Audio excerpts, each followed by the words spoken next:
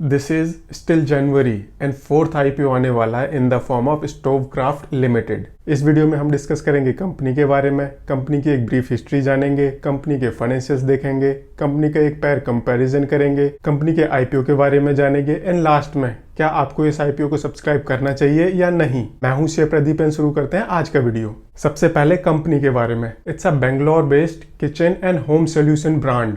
ये कंपनी अपने 3 brands namely Pigeon, Gilma and Black Decker के थ्रू 660 से ज्यादा प्रोडक्ट्स मार्केट में सेल करती है। पिजन ब्रांड के अंदर अफोर्डेबल कैटेगरी के प्रोडक्ट्स आते हैं, गिल्मा ब्रांड के अंदर सेमी प्रीमियम प्रोडक्ट्स आते हैं एंड ब्लैक डेकर ब्रांड के अंदर इस कंपनी के प्रीमियम प्रोडक्ट्स आते हैं। इस कंपनी की मैक्सिमम रेवेन्यू पिजन ब्रांड्स के प्रोडक्ट से आती है which is 77% of total revenue. ये कंपनी अपने प्रोडक्ट्स को खुद मैन्युफैक्चर करती है एंड कुछ प्रोडक्ट्स को आउटसोर्स भी करती है। जिन प्रोडक्ट्स की कंपनी सेल्फ मैन्युफैक्चरिंग करती है वहां से इस कंपनी की 81% रेवेन्यू आती है। इस कंपनी की मैन्युफैक्चरिंग फैसिलिटीज हैं कर्नाटका में एंड हिमाचल प्रदेश के अंदर। 21 स्टेट्स एंड 5 यूनियन टेरिटरीज के अंदर इस कंपनी के 651 डिस्ट्रीब्यूटर्स हैं। इसमें से 12 डिस्ट्रीब्यूटर कंपनी के प्रोडक्ट्स को एक्सपोर्ट करते हैं in countries like US, Mexico, African countries like Kenya, Middle East countries like Bahrain and Asian countries like Bangladesh, Sri Lanka, etc. Export के थ्रू इस कंपनी की अप्रोक्सीमेटली 10% रेवेन्यू आती है। इस कंपनी का एक्सक्लूसिव एग्रीमेंट है फ्लिपकार्ट के साथ अपने प्रोडक्ट्स को ऑनलाइन बेचने के लिए एंड इस कंपनी की अप्रोक्सीमेटली 25% रेवेन्यू ऑनलाइन सेल के थ्रू आती है। ये company kitchen and home solution के अंदर टॉप 3 मार्केट प्लेयर है। ये एक छोटा सा ब्रीफ था इस कंपनी के बिजनेस का। अब जानते हैं इस कंपनी की एक ब्रीफ हिस्ट्री। ये कंपनी 1999 में इनकॉर्पोरेट हुई। 2001 में इस कंपनी ने अपना गिल्मा ब्रांड लॉन्च किया। 2003 में इस कंपनी ने पिजन ब्रांड को लॉन्च किया। 2004 में इस कंपनी ने हिमाचल प्रदेश में अपनी मैन्युफैक्चरिंग फैसिलिटी शुरू की। 2008 में इस कंपनी के अंदर सिडवी ने इन्वेस्टमेंट की। 2010 में इस कंपनी के अंदर सिकोया कैपिटल ने इन्वेस्टमेंट की एंड 2011 में इस कंपनी ने 500 करोड़ का टर्नओवर अचीव किया। 2013 में इस कंपनी ने बेंगलोर में अपनी सेकंड मैन्युफैक्चरिंग फैसिलिटी शुरू की एंड 2013 में ही इस कंपनी के अंदर सिकोया ने फिर से इन्वेस्टमेंट की एंड 2014 से ये कंपनी यूएस में अपने एक्सपोर्ट्स करती आ रही है।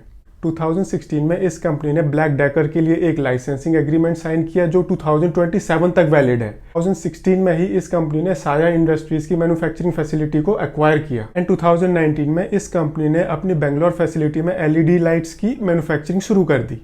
2012 से 2016 के बीच में इस कंपनी को क्वालिटी, सेल, एक्सपोर्ट, एडमायरेबिलिटी में 9 अवार्ड्स मिले हैं। ये इस कंपनी की एक ब्रीफ हिस्ट्री थी। अब जानते हैं इस कंपनी के फाइनेंशियल्स। अगर आप इस कंपनी का बिजनेस प्रोफाइल देखेंगे तो ये काफी रोजी नजर आता है, बट जैसे ही हम इस कंपनी के फाइनेंशियल्स देखते हैं वो एक कंप्लीटली डिफरेंट पिक्चर प्रेजेंट करते हैं। आप इस कंपनी के एसेट्स देखिए, 9.5 के CAGR से कंटिन्यूसली बढ़ते जा रहे हैं। सेल इस कंपनी की 12% के CAGR से बढ़ती जा रही है। आप इस कंपनी के प्रॉफिट्स देखिए, अगर आप इस कंपनी के प्रॉफिट्स को कंपनी की रेवेन्यू से कंपेयर करते हैं तो ये एक बिलो एक्सेप्टेबल लिमिट में है, बट एबिटा कंपनी का कंटिन्यूसली इंप्रूव होता जा रहा है। इस कंपनी का एबिटा टू सेल भी इस इंडस्ट्री की एवरेज से कम है। नेटवर्थ इस कंपनी की अभी भी नेगेटिव है, हालांकि कंपनी का कैश जनरेटेड फ्रॉम ऑपरेशन बढ़ता जा रहा है। ये एक ब्रीफ था इस कंपनी के फाइनेंशियल्स का। अब इस कंपनी का एक पैर कंपेरिजन करते हैं। इस कंपनी ने अपने रेड हेयरिंग प्रोस्पेक्टस में इन कंपनीज को अपना कॉम्पिटिटर रिकॉग्नाइज किया है। ये company market share wise top 3 player है, बट अगर आप रेवेन्यू देखेंगे तो इस कंपनी की अपने कंपटीशन में सबसे कम रेवेन्यू है। प्रॉफिटेबिलिटी वाइज जो मार्केट लीडर है उसी की प्रॉफिटेबिलिटी सबसे ज्यादा है एंड इस कंपनी की प्रॉफिटेबिलिटी सबसे कम है अपने कॉम्पिटिशन में। आप इस कंपनी का पीई रेशो देखिए, सबसे कम है। हाउएवर बटरफ्लाई गांधीमती अप्लायंसेस का पीई रेशो एक अनरियलिस्टिक पिक्चर प्रेजेंट करता है। इस कंपनी की raw material cost as compare to sales सबसे ज्यादा है अपने कंपटीशन में, which is negative for this company. Earning per share and net profit to sales wise भी ये कंपनी अपने कंपटीशन में सबसे पीछे रह जाती है।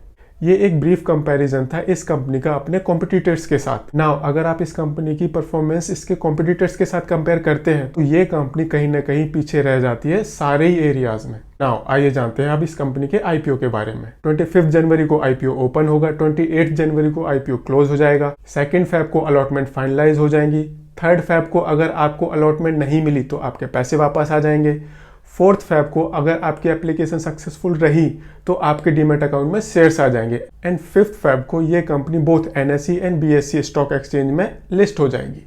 टोटल आईपीओ साइज है अप्रोक्सीमेटली 413 करोड़ का। इसमें से 95 करोड़ रुपीस कंपनी के पास आएंगे एंड रिमेनिंग पैसे कंपनी के प्रोमोटर्स एंड इन्वेस्टर्स के पास चले जाएंगे। जो पैसे कंपनी के पास आएंगे उन पैसों को कंपनी यूज करेगी अपनी डेट्स की रीपेमेंट के लिए एंड जनरल कॉर्पोरेट पर्पस के लिए। आईपीओ का प्राइस बैंड है बिटवीन 384 टू 385 रुपीज। इस हिसाब से आपकी मिनिमम इन्वेस्टमेंट होगी 14,630 रुपीज एंड मैक्सिमम इन्वेस्टमेंट होगी 1,90,190 रुपीज। ये एक ब्रीफ था इस कंपनी के आईपीओ का। नाउ क्या आपको इस आईपीओ को सब्सक्राइब करना चाहिए या नहीं? हमेशा की तरह आईपीओ को सब्सक्राइब करना या नहीं करना ये आपका पर्सनल डिसीजन है and please contact your investment advisor before subscribing to this IPO. Again आपको इस आईपीओ को सब्सक्राइब करने से पहले कुछ फैक्टर्स ध्यान में रखने चाहिए, जैसे कि इस कंपनी की रेवेन्यू। इस कंपनी ने 2011 में 500 करोड़ की रेवेन्यू क्लॉक की थी एंड 2020 में इस कंपनी की टोटल रेवेन्यू थी 673 करोड़। सो 2011 से 2020 तक रेवेन्यू ग्रोथ एक एक्सेप्टेबल लिमिट से कम है। दूसरा है इस कंपनी की profitability which is below acceptable limit. हालांकि इस कंपनी ने सितंबर 2020 में एक हेल्दी प्रॉफिट रिपोर्ट किया है, but again this is 6 month period and not sufficient to frame an opinion. अगला पॉइंट है कंपनी एंड प्रोमोटर्स के अगेंस्ट चल रही लिटिगेशंस। एंड जो कंपनी का पिजन मेन ब्रांड है जहां से इस कंपनी की मैक्सिमम रेवेन्यू आती है वो भी अभी अंडर लिटिगेशन है। लिटिगेशन एक ऐसा फैक्टर है जिसके ऊपर कंपनी का कंट्रोल नहीं है। अगर फ्यूचर में कोई एडवर्स डिसीजन आता है तो इस कंपनी के लिए सिचुएशन काफी वर्स हो सकती है। उसके बाद आता है इस कंपनी की अर्निंग पर शेयर। इस कंपनी की अपनी कंपटीशन में सबसे कम अर्निंग पर शेयर है। हालांकि आईपीओ के बाद ये पिक्चर चेंज हो जाएगी बिकॉज कंपनी आईपीओ का मैक्सिमम पोर्शन यूज करेगी अपनी डेट्स की रीपेमेंट के लिए। उसके बाद आता है कंपटीशन विद अनऑर्गेनाइज्ड प्लेयर। जिस कैटेगरी में ये कंपनी ऑपरेट करती है उस कैटेगरी में काफी सारे अनऑर्गेनाइज्ड प्लेयर्स ऑपरेट करते हैं एंड इस कंपनी की अफोर्डेबल कैटेगरी की प्रोडक्ट प्राइसिंग अनऑर्गेनाइज्ड सेक्टर की प्रोडक्ट प्राइसिंग से काफी ज्यादा है। ये आप रियलाइज करेंगे जब आप किसी ऐसे स्टोर में विजिट करेंगे जहां पर कंपनी के प्रोडक्ट्स भी अवेलेबल हैं, कंपनी के कंपटीशन के प्रोडक्ट भी अवेलेबल हैं एंड काफ़ी सारे अनऑर्गेनाइज्ड प्लेयर के भी प्रोडक्ट्स अवेलेबल हैं। वहां पर आपको पता चलेगा pigeon which is affordable category brand for the company वो लोगों के लिए अभी भी इतना अफोर्डेबल नहीं है। मार्केट में और भी सिमिलर क्वालिटी के ऑप्शंस अवेलेबल हैं, तो मे बी फ्यूचर में कंपनी की रेवेन्यू ग्रोथ उतनी ना हो। उसके बाद आता है कंपनी की परफॉर्मेंस। हमने कंपनी की सेल्स देखी, कंपनी के नेट प्रॉफिट्स देखे, उसके बाद हमने और डिग किया कि ऐसा क्या एक्सेप्शनल आइटम है जिसकी वजह से कंपनी की प्रॉफिटेबिलिटी कम है। Surprisingly raw material cost company की कंपटीशन के हिसाब से ज्यादा है, बट इतनी ज्यादा नहीं है कि कंपनी के प्रॉफिट में इतना इम्पैक्ट पड़े। उसके बाद हमने अदर एक्सपेंसेस देखे, समहाउ कहीं कोई ऐसा एक्सेप्शनल आइटम नहीं मिला। दैट मीन्स कंपनी को अपनी operating cost and other expenses को और कम करने की जरूरत है एंड ये इजिली नहीं होता।